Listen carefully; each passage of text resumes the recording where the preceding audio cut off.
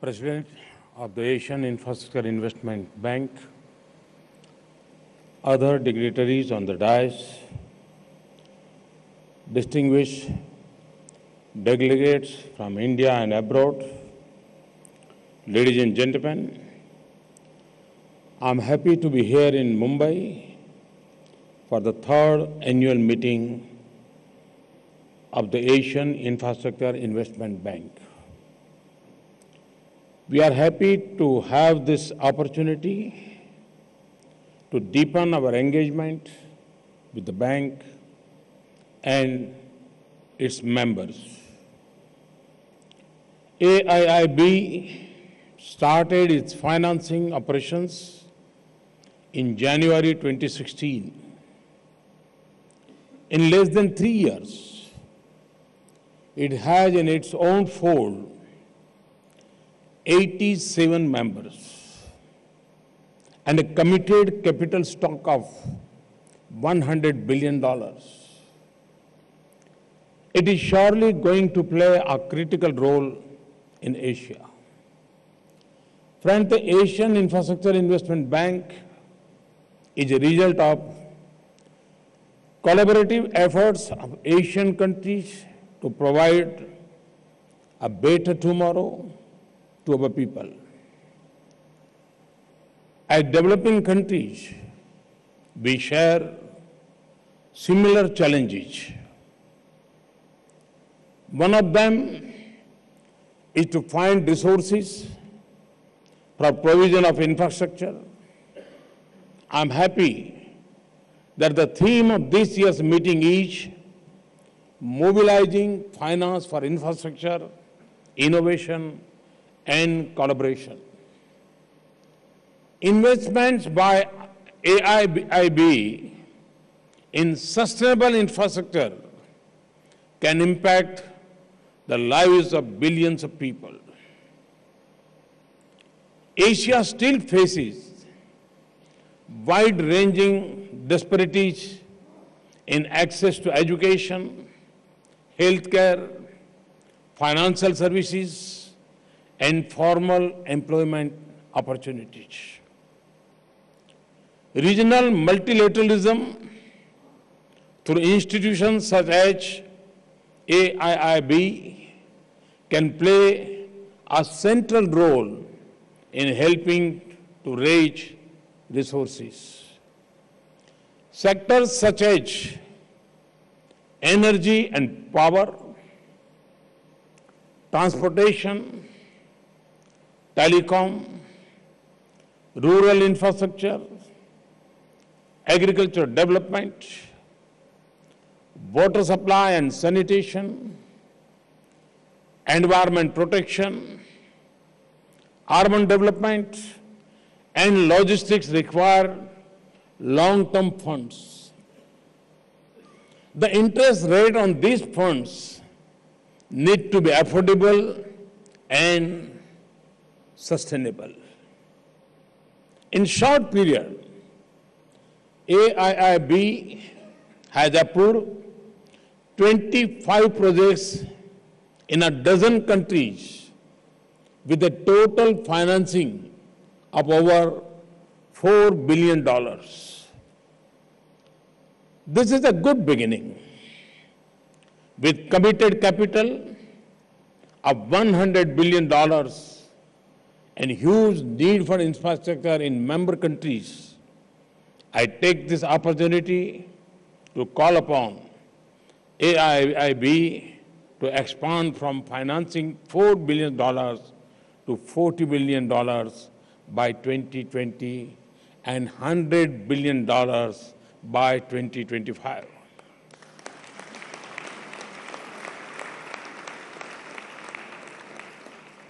This will require simpler processing and faster approval. It would also need high-quality projects and robust projects proposals. I believe that India and AIIB are both strongly committed to making economic growth more inclusive and sustainable. In India, we are applying novel public-private partnership models, infrastructure debt funds, and infrastructure investment trusts to fund infrastructure. India is trying to develop brownfield assets as a separate asset class for infrastructure investment. Such assets, having passed the stages of land acquisition and environment and forest clearances, are relatively de-risked. Hence, for such assets, institutional investment from pension, insurance, and sovereign wealth funds are likely to be more forthcoming. Another initiative is the National Investment and Infrastructure Fund. This aims to channel investment from both domestic and international sources into infrastructure. This fund has received a boost with AIIB committing $200 million for investment. Ladies and gentlemen, India is one of the most investor-friendly economies in the world. Investors look for growth and macroeconomic stability. They want political stability and a supportive regulatory framework to ensure protection of their investment. From the point of larger scale of operations and higher value addition, an investor is also attacked by a large domestic market size available for skilled labor and good physical infrastructure. On each of these parameters, India is well placed and has performed very well. Let me share you with some of our experiences and achievements. India has emerged as a bright spot in the global economy, which is driving global growth as well. With a size of $2.8 trillion, it is the seventh largest in the world. It is the third largest in terms of purchasing power parity. In the fourth quarter of 2017, we grew at 7.7%. In 2018, we are projected to grow at a 7.4%. Our macroeconomic fundamentals are strong with stable prices as robust external sector and a fiscal situation firmly in control. Despite rising oil prices, inflation is within the mandated range. The government is firmly committed to the path of fiscal consolidation. Government debt as percentage of GDP is consistently declining. India has achieved a rating upgrade after a long wait. The external sector remains robust. Our foreign exchange reserves are more than $400 billion, provide us enough cushion. Global confidence in India's economy is rising. Total FDI flows have increased steadily. More than $222 billion have been received in the last 4 years. As per UNCTAD's World Investment Report, India continues to be one of the top FDI destinations in the world. Ladies and gentlemen, from the point of a foreign investor, India counts as an extremely low-risk political economy. the government has taken a number of steps to boost investment. We have simplified rules and regulations for businesses and undertaken bold reforms. We have provided investors an environment which is efficient, transparent, reliable, and predictable. We have liberalized the FDI regime. Today, most sectors are on automatic approval route. The goods and services tax is one of the most significant systematic reforms that our country has undergone. It works on the one nation, one tax principle. It reduces tax cascading, increases transparency, and aids to logistics efficiency. All of this makes it easier for the investor to do business in India. These and other changes have been noticed by the global fraternity. India has jumped 42 places in 3 years to enter the top 100 in the World Bank's Ease of Doing Business Report 2018. The size and growth of the Indian market hold much potential.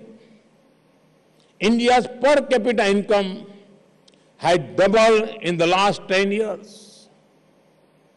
We have over 300 million middle-class consumers. This number is expected to double in the next 10 years. The size and scale of requirement in India gives the added advantage of economies of scale for investors. For example, the housing program in India targets 10 million houses in urban areas. This would be more than the total requirement of a lot of countries taken together. Therefore, the use of new technology in house construction would have added advantage if tried in India. Another example of scale would be the renewable energy program in India. We have set a target to construct capacity of 175 gigawatts of renewable energy by the year 2022. Of this, the solar energy capacity will amount to 100 gigawatts, and we are well on course to exceed these targets. We have added more capacity to renewable energy than conventional energy in 2017. We are also making collaborative efforts to mainstream solar energy in the form of an international solar alliance. The founding conference of the alliance was held in New Delhi earlier this year. The alliance aims at a solar capacity of 1,000 gigawatts with an investment of $1 trillion by 2030. India is working on e-mobility. The challenge before us is of technology, particularly with respect to storage. We will be hosting a global mobility conference this year. I hope that this will help us in moving forward. Friends, in India, we are upgrading connectivity at all levels. The Bharatmala scheme is aimed at improving road connectivity by constructing national corridors and highways. The Sagarmala project has been undertaken for boosting port connectivity, port modernization, and port link industries. Dedicated freight corridors are being developed to mitigate the congestion of our railway network, the Jalmarg Vikas project would augment capacity of navigation on national waterways for internal trade carried through inland water transport. Our UDAN scheme works towards regional airport development and improved air connectivity. An area which I believe needs even more attention is the possibility of utilizing India's large coastline for transportation and freight movement. While we talk about the conventional concept of infrastructure, I must mention some of the modern day infrastructure on which India has worked. BharatNet is targeted at providing last mile internet connectivity in the country. India has over 460 million internet users and 1.2 billion mobile phones in use. We are promoting the use of digital payments. Our United Payments Interface System, or UPI, along with BHIM app and RuPay card, has shown the true potential of digital economy in India. Through the Umang app, more than 100 public services have been made available to the citizens through their mobile phone. Our Digital India mission aims to bridge the rural-urban digital divide. Agriculture is the lifeline of the Indian economy. We are promoting investments in warehouses and cold chains, food processing, crop insurance, and allied activities. We are promoting micro-irrigation to ensure optimal use of water with increased productivity. I would like AIIB to look into potential investment opportunities in this field and associate with us. We aim to provide every poor and homeless household a house with toilet, water, and electricity by the year 2022. We are also looking at various strategies for effective waste management. We have also recently launched Ayushman Bharat, our National Health Protection Mission. This will provide a benefit cover of over $7,000 annually to more than 100 million poor and vulnerable families.